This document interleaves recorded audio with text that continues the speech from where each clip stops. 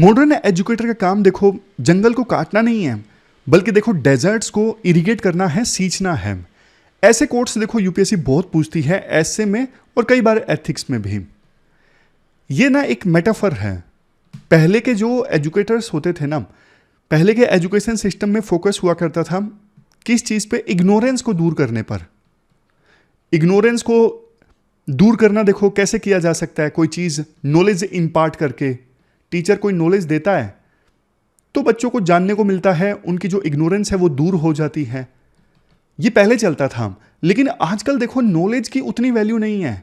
Knowledge तो आसानी से बच्चे ले सकते हैं। आज के समय में टीचर्स का काम है बच्चों को हेल्प करना ताकि वो अपने पोटेंशियल को हासिल कर सकें। बच्चों में क्रिटिकल थिंकिंग को नर्चर करना, एनालिसिस करने की क्षमता डेवलप करना, उनमें सोचने की क्षमता डेवलप करना। जैसे सिर्फ उनको हिस्ट्री बताने के अलावा उनको एंकरेज किया जाए कि आप खुद की रिसर्च कीजिए, आप खुद के कंक्लूजन ड्रा कीजिए, खुद से सोचिए। आप जब टीचर ये सब आज के समय में करता है ना, तो वो डेजर्ट्स को इरिगेट करने के समान है कि टीचर खुद बच्चों को कैपेबल बना रहा है।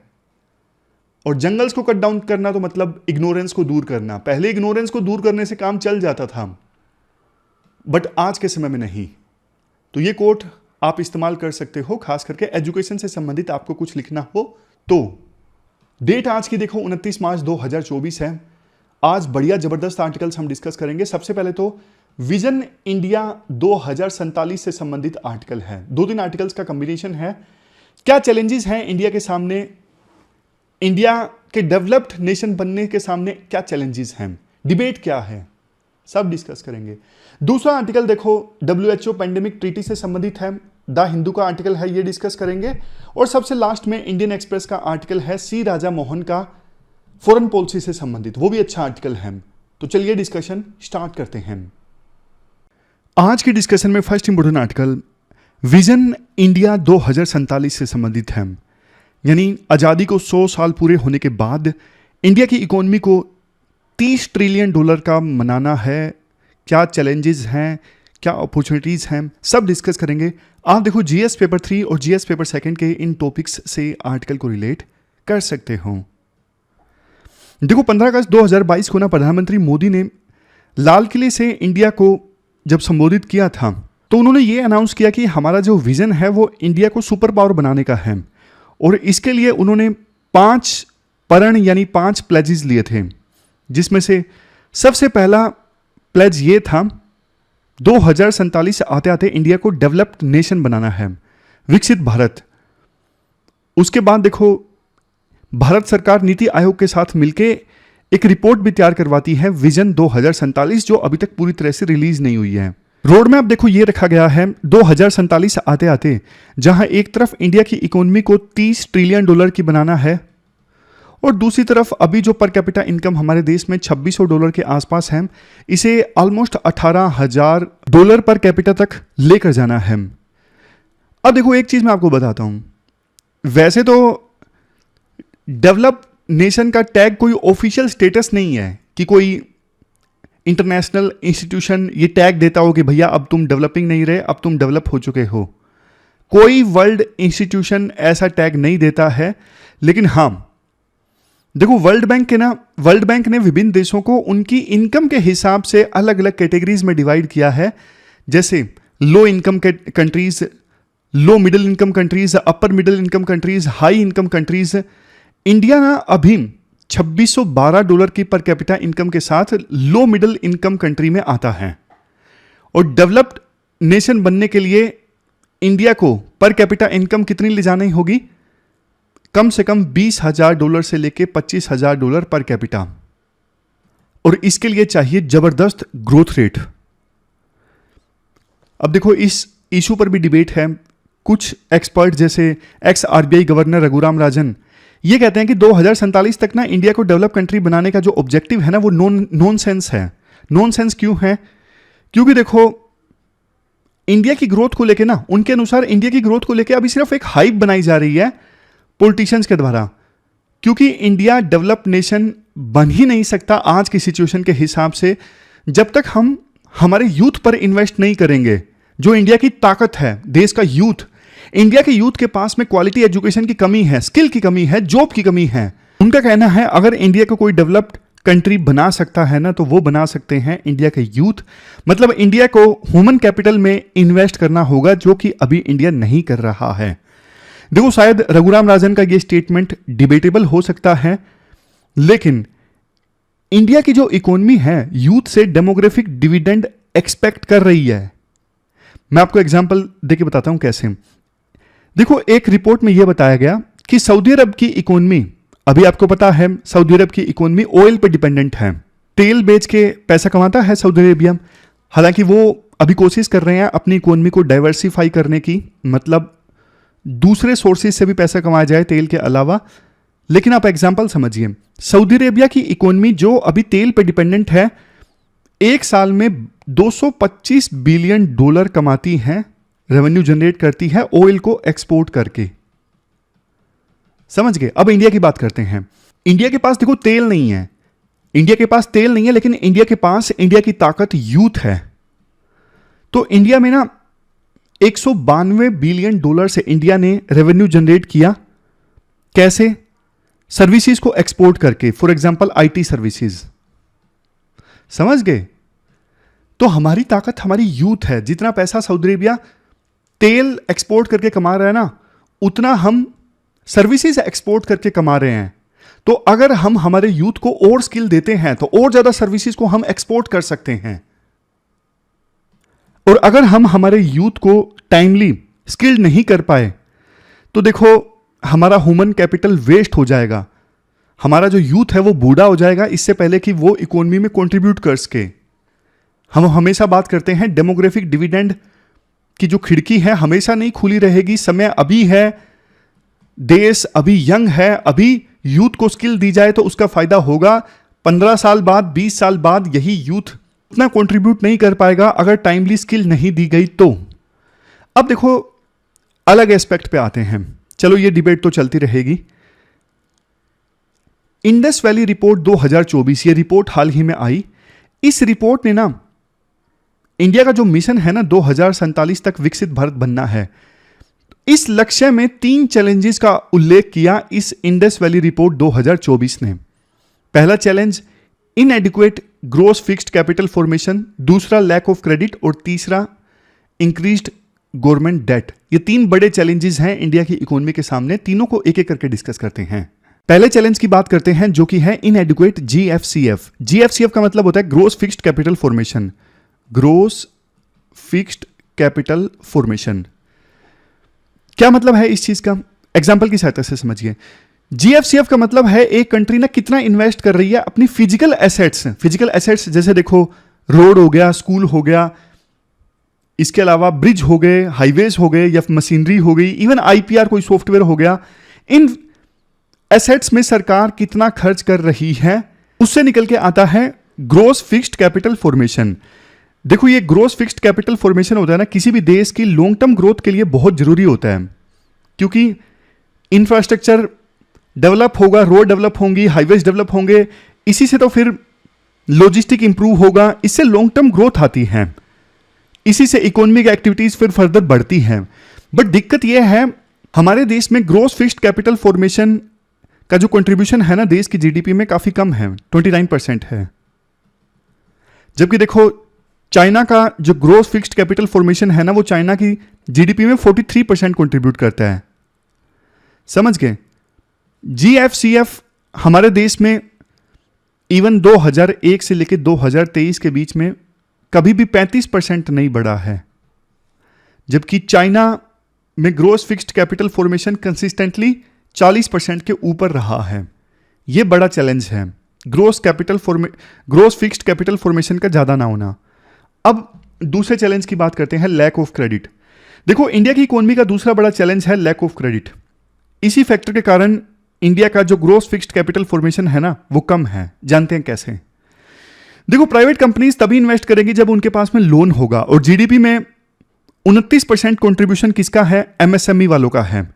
लेकिन एमएसएमई वाले भी क्रेडिट की कमी से काफी परेशान हैं, उनको भी लोन आसानी से नहीं मिलता। एक रिपोर्ट के अनुसार इंडिया के एमएसएमई को 530 बिलियन डॉलर क्रेडिट की जरूरत है।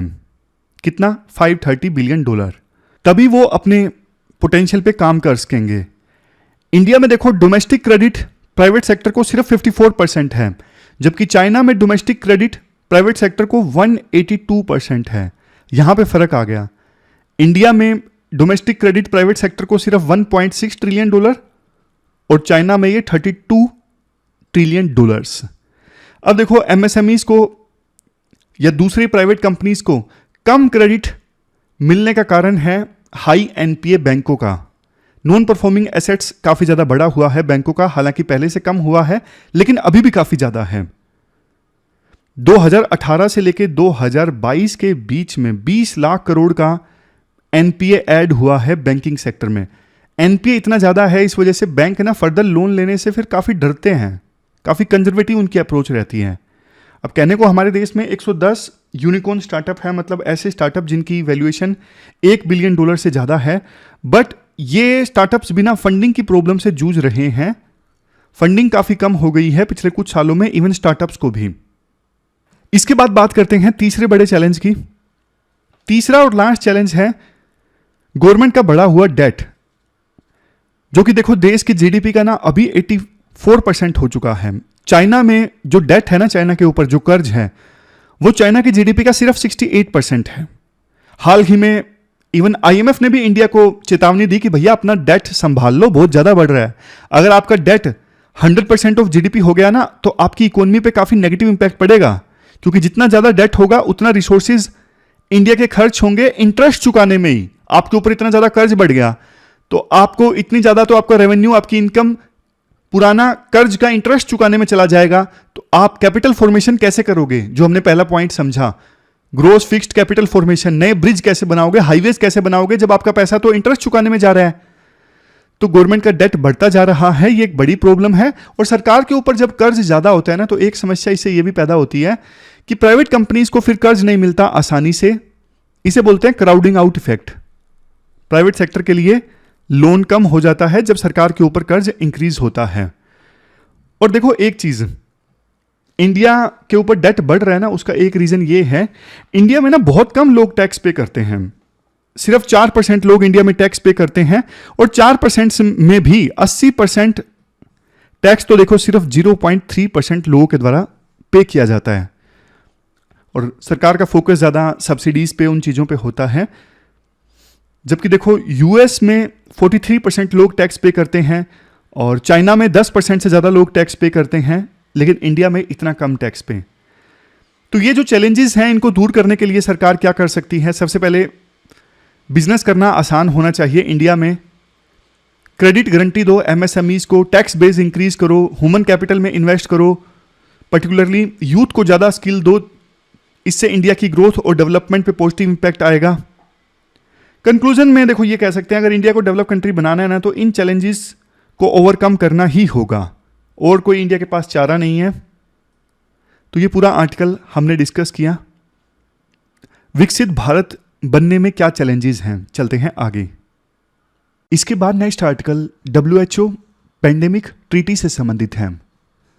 अगर देखो सिलेबस की बात करें तो जीएस पेपर सेकंड में इस टॉपिक से आर्टिकल को रिलेट कर सकते हो। पहले आप बैकग्राउंड देखिए। देखो जब कोविड-19 की महामारी आई थी ना, तो विभिन्न देशों के बीच में ना ज्यादा कोऑपरेशन नहीं देखने को मिला। एक देश दूसरे देश के साथ वैक्सीन शेयर करने को तैयार नहीं है। ना सिर्फ वैक्सीन, बल्कि दूसरी मेडिकल किट्स या फिर टेस्टिंग किट्स, उनको लेके भी कोऑपरेशन बहुत कम देखने को मिला। अब जाहिर तौर पे देखो, प्रायोरिटी तो अपने ही लोग होंगे किसी भी देश के लिए, लेकिन बेस्ट प्रैक्टिसेस तो शेयर की जा सकती है ना। बेस्ट प्रैक्टिसेस जैसे वैक्सीन बनाने का तरीका है। आप बोलोगे सर, कोई कंपनी अगर मेहनत करेगी, वैक्सीन बनाएगी, वो तो प्रॉफिट बनाना चाहेगी ना। देखो ये एक विवाद का इशू है। जब महामारी आती है तो प्रायोरिटी क्या होनी चाहिए, लोगों की जान बचाना या फिर प्रॉफिट कमाना? अगर देखो इन सब बातों पे सहमति महामारी आने से पहले ही बन जाए तो ज्यादा बेहतर है, क्योंकि महामारी आने के बाद तो इन इश्यूज पे सहमति बनते नहीं है। इसी वजह से इस WHO पेंडेमिक ट्रीटी पर नेगोशिएशन चल रहा है कि कोविड-19 की तरह अगर फ्यूचर में और कोई महामारी आती है, तब क्या गवर्नेंस होगी, उस समय विभिन्न देश आपस में कैसे कोऑपरेट करेंगे, अगर वैक्सीन बनेगी तो क्या उसका फायदा डेवलपिंग कंट्रीज को और गरीब देशों को होगा या नहीं होगा। इन सब पॉइंट्स पे सहमति बनाने के लिए WHO पेंडेमिक ट्रीटी पर नेगोशिएशन चल रही है। आइडिया आया था मार्च 2021 में। उस समय 25 बड़े बड़े देशों के हेड्स ने, यानी प्राइम मिनिस्टर, प्रेसिडेंट, इन लोगों ने ये इशू रेज किया था कि देखो हमें मिलकर काम करना चाहिए महामारी के दौरान, और पेंडेमिक को लेके भी एक ट्रीटी साइन होनी चाहिए विभिन्न देशों के बीच में। तो उस समय एक इंटर गवर्नमेंटल नेगोशिएटिंग बॉडी का भी गठन किया गया था। हाल ही में 9th मीटिंग हुई इस बॉडी की। अब देखो फाइनल जो ट्रीटी है वो WHO के मेंबर कंट्रीज के सामने रखी जा सकती है मई के एंड से पहले। तब पता लग जाएगा कि ये ट्रीटी फॉर्म में आती है या फिर विभिन्न देशों की सहमति नहीं बन पाई इस WHO पेंडेमिक ट्रीटी पर। कुछ पॉइंट्स जो इस ट्रीटी में जिनको जगह मिली है वो मैं आपको बता देता हूं। एक तो देखो, जैसे United Nations framework convention on climate change, इसकी कॉन्फ्रेंस ऑफ पार्टीज की मीटिंग होती रहती है ना, हम देखते हैं। तो उसी प्रकार से पेंडेमिक ट्रीटी अगर साइन होती है तो इसकी गवर्नेंस के लिए भी कॉन्फ्रेंस ऑफ पार्टीज गठित की जाएगी, जिसमें सभी देशों के रिप्रेजेंटेटिव होंगे जो मिलकर डिसीजन लेंगे। क्योंकि देखो, अगर WHO पेंडेमिक ट्रीटी साइन हो भी जाती है, फॉर्म में आ जाती है, लेकिन अगर इस ट्रीटी की इंप्लीमेंटेशन को देखने के लिए, कंप्लायंस को देखने के लिए, और जो देश इस ट्रीटी को नहीं कंप्लाई करते हैं उनकी अकाउंटेबिलिटी को फिक्स करने के लिए मैकेनिज्म नहीं होगा तो कोई फायदा नहीं है। समझे चीज को? ट्रीटी साइन हो भी गई तो इसकी कंप्लायंस को और इंप्लीमेंटेशन को चेक करने के लिए प्रॉपर मैकेनिज्म होना चाहिए, ताकि जो देश इसको नहीं फॉलो कर रहा है उसको सजा दी जा सके, उसको पनिश किया जा सके, उसकी अकाउंटेबिलिटी फिक्स की जा सके। जैसे एग्जाम्पल आपको देता हूं चाइना का। चाइना पे आरोप लगता है कि कोरोना वायरस के बारे में जब चाइना को पता लगा ना, इन्होंने WHO को काफी लेट बताया, जिस वजह से यह महामारी पूरे वर्ल्ड में फैल गई। अगर टाइमली चाइना WHO को बता देता, विभिन्न देशों को बता देता, तो शायद कोविड-19 की महामारी ना आती, समय रहते बढ़िया एक्शन लिया जा सकता था। तो इस चीज को ना जगह दी गई है ट्रीटी में, WHO pathogen access and benefit sharing system. इस सिस्टम में क्या होगा, कोई भी देश जहां पे भी कोई ऐसा वायरस या बैक्टीरिया सामने आता है जिससे महामारी फैलने का डर है, तो ये उस देश की जिम्मेदारी है कि वो देश WHO को बताएगा जल्दी से कि भैया देखो ये वायरस बैक्टीरिया हमारे रीजन में देखा गया है और हम आपको बता रहे हैं महामारी फैल सकती है, आप जल्दी से एक्शन ले लीजिए, विभिन्न देशों को सूचित कर दीजिए। बदले में जिन देशों ने उस बैक्टीरिया या वायरस की जीनोम सीक्वेंसिंग कर ली है वो भी WHO के साथ शेयर किया जाएगा, ताकि WHO फिर इस चीज को दूसरे देशों के साथ में शेयर कर लें। अब यहां पे ना पॉइंट ये आता है, डेवलपिंग कंट्रीज या गरीब देश वो बोलेंगे कि भैया एक बात बताओ, हम ये चीज WHO के साथ शेयर करें, हमें क्या फायदा है? हमने तो वायरस या बैक्टीरिया के बारे में WHO को बता दिया, बदले में WHO ने हमारी कैसे मदद की? तो उस चीज का भी प्रोविजन ट्रीटी में किया गया है कि बदले में ना जो डेवलपिंग कंट्रीज या फिर गरीब देश है ना, जो डेवलप कंट्रीज की बड़ी बड़ी कंपनीज वैक्सीन बनाती हैं या फिर टेस्टिंग की जो किट्स बनाती है ना, डायग्नोस्टिक किट्स बनाती हैं, उनका 10% प्रोडक्ट्स फ्री ऑफ चार्ज दिया जाएगा, यानी फ्री में दिया जाएगा डेवलपिंग कंट्रीज को और गरीब देशों को, और बाकी 10% दिया जाएगा बिल्कुल सब्सिडाइज्ड रेट पे, बहुत ही कम रेट पे। तो यह फायदा होगा डेवलपिंग कंट्रीज को या गरीब देशों को, जो WHO को जल्दी से बताएंगे उन वायरसेस और बैक्टीरियाज के बारे में जिनसे महामारी फैलने का खतरा है। ट्रीटी में देखो एक और प्रपोजल रखा गया डेवलपिंग कंट्रीज के सामने कि देखो जिन वैक्सीन्स का निर्माण किया जाता है सरकार की मदद से, फॉर एग्जांपल USA की गवर्नमेंट ने किसी ड्रग कंपनी की मदद की वैक्सीन को डेवलप करने में, तो डेवलपिंग कंट्री वाले बोलते हैं कम से कम देखो ऐसी वैक्सीन से रिलेटेड डेटा, ऐसी वैक्सीन से रिलेटेड इंटेलेक्चुअल प्रॉपर्टी राइट्स पे रिस्ट्रिक्शन नहीं होनी चाहिए। उस प्रकार की वैक्सीन का लाभ तो डेवलपिंग कंट्रीज को भी होना चाहिए, क्योंकि देखो USA में अगर कोई वैक्सीन कंपनी बनाती है तो अलग बात है, लेकिन USA की सरकार की मदद से कोई वैक्सीन बनती है तो कम से कम उसका फायदा तो डेवलपिंग कंट्रीज को भी होना चाहिए ना। लेकिन इस बात पे जो डेवलप कंट्रीज हैं ना, अमीर देश हैं, वो विरोध कर रहे हैं। वो कह रहे हैं नहीं भैया ऐसा नहीं हो सकता। तो इस पॉइंट पे असहमति है, डिसएग्रीमेंट है। देखो इन इश्यूज पे जो डेवलप कंट्रीज है ना, वो थोड़े स्ट्रिक्ट हैं, थोड़े रिजिड हैं। जैसे टेक्नोलॉजी ट्रांसफर, वैक्सीन या फिर दूसरी मेडिकल संबंधी टेक्नोलॉजी को ट्रांसफर करना गरीब देशों को, डेवलपिंग कंट्रीज को। पीएबीएस सिस्टम में क्या, डेवलपिंग कंट्रीज और गरीब देश वायरस और बैक्टीरिया से संबंधित इंफॉर्मेशन शेयर करेंगे, बदले में उन्हें फ्री और सब्सिडाइज्ड रेट पे वैक्सीन्स और दूसरी मेडिकल किट्स मिलेंगी। नेक्स्ट, इंटेलेक्चुअल प्रॉपर्टी वेवर्स, मतलब जो डेवलपिंग कंट्रीज ये मांग कर रहे हैं कि कम से कम देखो आपकी सरकार ने जिन कंपनीज की मदद की है वैक्सीन को डेवलप करने में, उन वैक्सीन से रिलेटेड इंटेलेक्चुअल प्रॉपर्टी को आप माफ कर दीजिए। तो डेवलप कंट्रीज कहते हैं इन इश्यूज पे ज्यादा चर्चा होनी चाहिए, रोबस्ट इन्फोर्समेंट मैकेनिज्म होना चाहिए इनसे रिलेटेड, तभी हम ट्रीटी को साइन करेंगे, अदरवाइज नहीं करेंगे। लास्ट में आर्टिकल में ये बोला जाता है, देखो अभी तो मई में पता लगेगा कि फाइनली इस ट्रीटी पे सहमति बन पाती है या नहीं बन पाती है, लेकिन मानवता की भलाई के लिए विभिन्न देशों को एक साथ आना चाहिए, सहमति बनानी चाहिए। अगर इस WHO पैंडेमिक ट्रीटी पे एग्रीमेंट नहीं हो उसका, तो ये देखो सभी देशों के लिए एक प्रकार से नुकसान वाली बात होगी, उनके लिए एक धक्का होगा। आवश्यकता ये है कि पैंडेमिक आने की सूरत में विभिन्न देशों के बीच में ट्रस्ट हो, कोऑर्डिनेशन पे ध्यान दे विभिन्न देश। अगर महामारी आती है तो ये तभी पॉसिबल होगा जब इस प्रकार की ट्रीटी फॉर्म में होगी। अदरवाइज तो देखो जैसे कोविड-19 की महामारी के दौरान कैओस क्रिएट हो गया था, विभिन्न देशों के बीच में कोऑपरेशन नहीं था, वैसी सिचुएशन फिर से पैदा हो जाएगी। तो ये पूरा आर्टिकल हमने डिस्कस किया, चलते हैं आगे। इसके बाद नेक्स्ट आर्टिकल इंडियन एक्सप्रेस से सी राजा मोहन का इंडिया का स्ट्रेटेजिक ऑटोनॉमी से विश्वामित्रा का जो सफर है उससे संबंधित है। आप देखो सिलेबस में जीएस पेपर सेकंड के इस टॉपिक से आर्टिकल को रिलेट कर सकते हो। देखो जब देश आजाद हुआ था ना, तो ना इंडिया एक चीज को लेकर काफी कंसर्न था। क्योंकि इंडिया को 200 सालों तक गुलाम बना के रखा था अंग्रेजों ने, तो इंडिया ये चाहता था अब इंडिया अपने फैसले खुद ले, ना कि दूसरे बड़े देश इंडिया के फैसलों में इंटरफेयर करे। तो एक टर्म उस समय काफी फेमस हुई थी, जो आज तक फेमस है वैसे, स्ट्रेटेजिक ऑटोनॉमी।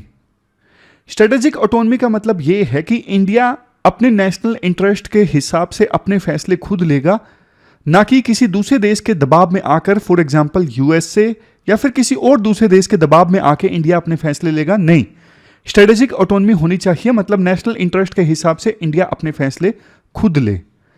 इस चक्कर में ना, स्ट्रेटेजिक ऑटोनॉमी के चक्कर में ही इंडिया किसी ग्रुप में शामिल नहीं हुआ, यूएसएसआर के ग्रुप में या फिर यूएसए के ग्रुप में। हालांकि इंडिया यूएसएसआर की तरफ ज्यादा इंक्लाइंड था, फ्रेंडशिप ट्रीटी भी हमारी यूएसएसआर के साथ साइन हुई 1971 में, लेकिन फिर भी यह डर हमें हमेशा रहता था, अगर इंडिया किसी ग्रुप का हिस्सा बन गया तो हमारी जो स्ट्रेटेजिक ऑटोनॉमी है वो लूज हो जाएगी। मतलब उसके बाद हम हमारे फैसले खुद से नहीं ले सकेंगे, दूसरे देशों के दबाव में आके, जो ग्रुप हमने ज्वाइन किया है उस ग्रुप के दबाव में आके हमें फैसले लेने पड़ेंगे। बट राइटर कहते हैं देखो स्ट्रेटेजिक ऑटोनॉमी का जो दौर है ना, अब जा चुका है। आज के समय में इंडिया 5वें नंबर पे है जीडीपी के हिसाब से, नॉमिनल जीडीपी की हम बात कर रहे हैं, और 2027 आते आते इंडिया तीसरे नंबर पे आ जाएगा, जापान और जर्मनी को रिप्लेस करके। इसके अलावा आज के समय में इंडिया सबसे ज्यादा पॉपुलेशन वाला देश है पूरे वर्ल्ड में, 3rd लार्जेस्ट आर्म्ड फोर्सेस वाला देश है, 4th लार्जेस्ट डिफेंस बजट वाला देश है। जब देखो आप इतने ज्यादा पावरफुल हो जाओ ना, तो स्ट्रेटेजिक ऑटोनॉमी पे ध्यान देना बेवकूफी है। अब तो आपका ध्यान होना चाहिए ऐसी चीजों पर कि इंडिया का जो वेट बढ़ा है ग्लोबल पॉलिटिक्स में, तो उस वेट का मतलब इंडिया की जो प्रतिष्ठा बढ़ी है, उस प्रतिष्ठा का इंडिया कैसे फायदा उठा सकता है इंटरनेशनल रूल्स को शेप करने में। मैं आपको बिल्कुल सिंपल भाषा में बता देता हूं। जैसे देखो कई सारी ट्रीटी साइन होती हैं, फॉर एग्जाम्पल अभी हमने पिछले वाला आर्टिकल डिस्कस किया WHO पैंडेमिक ट्रीटी वाला। तो इंडिया अगर पावरफुल देश है तो इंडिया ना उस ट्रीटी में इस प्रकार के रूल्स फाइनल करवा सकेगा जो इंडिया के लिए फायदेमंद है। तो मतलब अब बात होनी चाहिए कि global treaties, convention, global rules को इस प्रकार से इंडिया शेप करवा सके, इस प्रकार से फाइनल करवा सके कि जिससे इंडिया का फायदा हो, इंडिया के देश, इंडिया के लोगों का फायदा हो, इंडिया के लोगों के लिए प्रोस्पेरिटी आए, समृद्धि आए। समझ गए? अब इस चीज पे फोकस होना चाहिए, ना कि स्ट्रेटेजिक ऑटोनॉमी पे। अब हम भैया बहुत पावरफुल हो चुके हैं, अब ये स्ट्रेटेजिक ऑटोनॉमी की चिंता करनी छोड़ दो, अब नेक्स्ट स्टेज पे आओ। और दूसरा देखो, अब जैसे लोकसभा इलेक्शंस हैं, लोकसभा इलेक्शंस हैं, तो डोमेस्टिक पॉलिटिक्स में ना ये वोकेबलरी यूज होनी चाहिए जो कि नहीं होती है। लीडिंग पावर, विश्वमित्रा, net security provider, first responder, like minded coalition, militarism, interoperability, global public goods, ये सारे जो टर्म्स है ना आज के समय में इंडिया की डिप्लोमेटिक लैंग्वेज में यूज होते हैं। ये वर्ड्स डोमेस्टिक पॉलिटिक्स में भी यूज होने चाहिए। अभी देखो, कायदे से विभिन्न पार्टीज जो हैं अपना इलेक्शन मैनिफेस्टो जारी करेंगी, लेकिन फॉरेन पॉलिसी को इतना स्पेस नहीं दिया गया है। अपोजिशन की जो पार्टीज है ना कई बार क्रिटिसाइज करती हैं कि नहीं, इंडिया नहीं ग्रो कर रहा है। उनकी ना अप्रोच अपोजिशन पार्टीज की ऐसी होनी चाहिए कि हां, इंडिया का कद बड़ा है, इंडिया की इकोनॉमिक पावर बड़ी है और उसमें हमारा भी योगदान है। जैसे देखो 1990-91 में एलपीजी रिफॉर्म्स आए, उसके बाद से तो कोलिशन गवर्नमेंट्स भी रही हैं, कांग्रेस की सरकार भी रही है, बीजेपी की सरकार भी रही है। तो ना बल्कि ओपोजिशन पार्टीज का फोकस ना क्लेम लेने पे होना चाहिए, क्रेडिट लेने पे होना चाहिए कि देखो इंडिया ने आज ग्रो किया है, उसमें हमारा मेन योगदान है, हम एलपीजी रिफॉर्म लेके आए थे। बजाय इसके कई बार ना अपोजिशन पार्टीज क्रिटिसाइज करती हैं कि नहीं, इंडिया इंटरनेशनल पॉलिटिक्स में ग्रो किया ही नहीं है इंडिया ने। जब तक देखो इंडिया अपने पे सेल्फ कॉन्फिडेंस नहीं रखेगा तो बाकी देश कैसे इंडिया को तवज्जो देंगे। इंडिया जल्द थर्ड लार्जेस्ट इकोनॉमी बनने वाली है और ग्लोबल एक्सपर्ट्स, विभिन्न देशों के लीडर्स इंडिया को काफी इंथुजियाज्म से ले रहे हैं। लेकिन देखो, इंडिया के लोग ही इंडिया को इंथुजियाज्म से नहीं लेंगे तो फिर कैसे काम चलेगा। राइटर और भी सजेशन देते हैं, इसमें देखो सरकार की भी गलती है, यानी बीजेपी की गलती है और कांग्रेस की भी गलती है। सरकार ने एक अपना विजन बनवाया है, 2047 से पहले हमें डेवलप कंट्री बनना है। अभी इंडिया की पर कैपिटा इनकम देखो $3000 के आसपास है और डेवलप कंट्री बनना है तो $12,000 के आसपास लानी पड़ेगी पर कैपिटा इनकम। मुझे एक बात बताइए, अभी चुनाव प्रचार स्टार्ट होगा, क्या इश्यूज पे डिबेट चल रही है कि कैसे इंडिया को डेवलप कंट्री बनाना है, क्या इकोनॉमिक चैलेंजेस हैं, क्या इन्वायरमेंट को लेकर क्या विजन है, इंडस्ट्रियल पॉलिसी कैसे होनी चाहिए। मतलब कि इन इश्यूज पे वास्तव में चर्चा होनी चाहिए। सरकार की तो सीधा सीधा गलती है, अरे भैया तुमने 2047 वाला डॉक्यूमेंट बनवाया है तो रिलीज कर देते ना इलेक्शन से पहले। तुम जरूरत ही नहीं समझ रहे कि हाँ, इलेक्शन से पहले जनता को यह जानना जरूरी है आपका क्या विजन है। और कांग्रेस की बात कर लीजिए, कांग्रेस को डेवलपमेंट संबंधित इश्यूज पे चर्चा करनी चाहिए कि इतनी एम्प्लॉयमेंट जो है वो बहुत कम है, कैसे हम एम्प्लॉयमेंट इंक्रीज करें, कैसे देश को हम थर्ड लार्जेस्ट इकोनॉमी बना सकते हैं, आपका विजन में ये कमियां हैं, हम ये लेके आएंगे। नहीं, कुल मिला के देखो पॉइंट ये है, जैसे इंडिया का ग्लोबल पॉलिटिक्स में वेट बढ़ रहा है ना, दबदबा बढ़ रहा है, उसी हिसाब से डोमेस्टिक पॉलिटिक्स में भी मैच्योरिटी आनी चाहिए। तो ये पूरा आर्टिकल हमने डिस्कस किया, चलते हैं आगे। लास्ट में क्वेश्चंस देख लीजिए जो आपको अटेम्प्ट करने हैं। मेनली देखो 2 क्वेश्चंस आज आपको अटेम्प्ट करने हैं। पहला तो विजन इंडिया 2047 के चैलेंजेस से संबंधित है और दूसरा क्वेश्चन आपको WHO पेंडेमिक ट्रीटी से संबंधित आंसर करना है। दोनों क्वेश्चंस के आंसर आपको 250 वर्ड्स में देने हैं।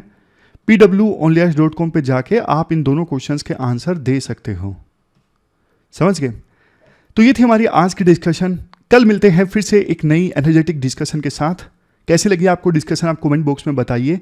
अपना ख्याल रखिए, बढ़िया से पढ़िए। कल मिलते हैं। Thank you very much for discussion.